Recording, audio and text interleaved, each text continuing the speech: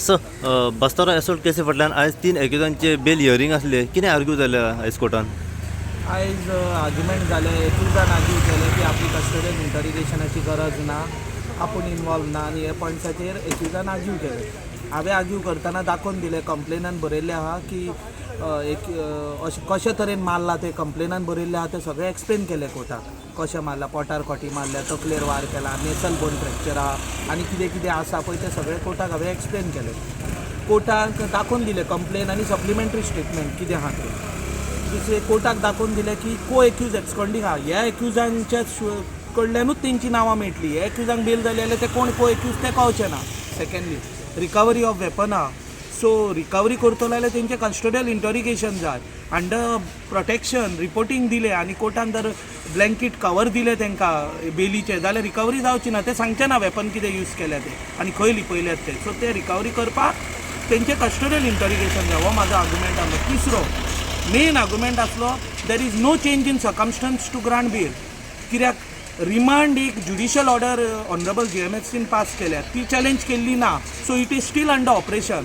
So remand दितना जे circumstances आसले तेच आयज सर्कमस्टन्सीस आसा. So there is no change in circumstances to grant bail. So these were the main 3 points: recovery of weapon, co-accused absconding, their details have to be traced, their co-accused have to be traced, and there is no change in circumstance. Fourth, माझो argument आसलो की the manner in which offence is committed, injury is there to the head, nose, so there was intention to kill. So here attempt to murder is attracted. It's a heinous offence which is punishable with life imprisonment, and therefore sufficient time should be given to investigating agencies. कित्याक ताका पयरूच remand दिला, टायमूय सारको मेळूंक ना investigate करपाक. म्हजी bell oily, so हांव से type करपाक आनी त्या कामान बिजी उरलो. सो सफिशियंट टायम ताका कस्टडियल इंटरिगेशन करपाक मेळचें, हें म्हाजें आर्ग्युमेंट. सो आतां जे 3 एक्यूज हे हितून अरेस्ट केले तेंचे कडेन आनी कितें मेळ्ळां की आनी कितली वेपनां आसली ओ रिकवरी जाल्या तेजेर? अजून कस्टडियल इंटरिगेशन करूंक मेळूंक ना, कित्याक हांव बिजी उरलो से दिवपाक आनी हेतून सगळ्या कामान तेतून लिगल फॉर्मेलिटीजाक. सो आतां ताका फाल्यां सांजची ऑर्डरीक दवरल्या ती around 4:30, most probably on BC. So तेच्या पयलीं आतां ताका ती जी 28 आवर्स मेळटली, तितून इन्वेस्टिगेशनान कितें येता तें आमकां कळटलें मागीर सप्लिमेंटरी से फायल करीत. सो इन दीस शॉर्ट पिरियडान टोटल तेंचे कडेन इन्वेस्टिगेशन जातलें ओ तें रिमांड एक्सटेंड करपाचें आनी गरज आसा हितून? तशें पळोवंक गेलो जाल्यार आतां इन्वेस्टिगेशन हें जालें की कितें सप्लिमेंटरी से करता तेचे वयल्यान डिसायड करपाचें. आतां कितके पर्यंत तें आयवनूच आतां डिस्क्लोज करचें पडलें. कशें इन्वेस्टिगेशन हें 28 आवर्सांक जाता पळय तेच्या उपरांत कितें तें फुडलें हांव सांगूंक शकता.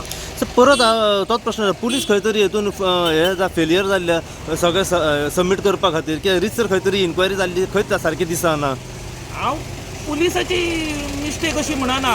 इन्वेस्टिगेशनूच करपाक ते मेडिकल डॉक्युमेंट्स हाड, परत मागीर बेल फायल केली, से टायप कर, रिमांड रेडी कर, हें कर, तितून बिजी उरले. तांकां सफिशियंट टायम ना मेळूंक.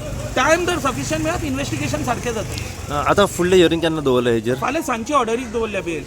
फाल्यां सांजची ऑर्डर. 3 एक्युजांची आतां बेल, एक एडवोकेटूय म्हणून आसलो भितर तितून. हांव तेचेर कांय कमेंट पूण 3 एक्युजांची हियरिंग आहा. जे 3 एक्युजांनी बेल फायल केल्या तिगांची बेल ऑर्डरीक दवरल्या. तुम्ही पळयतात गोंयकारपण, गोंयकारांचो गोंयकारा खातीर.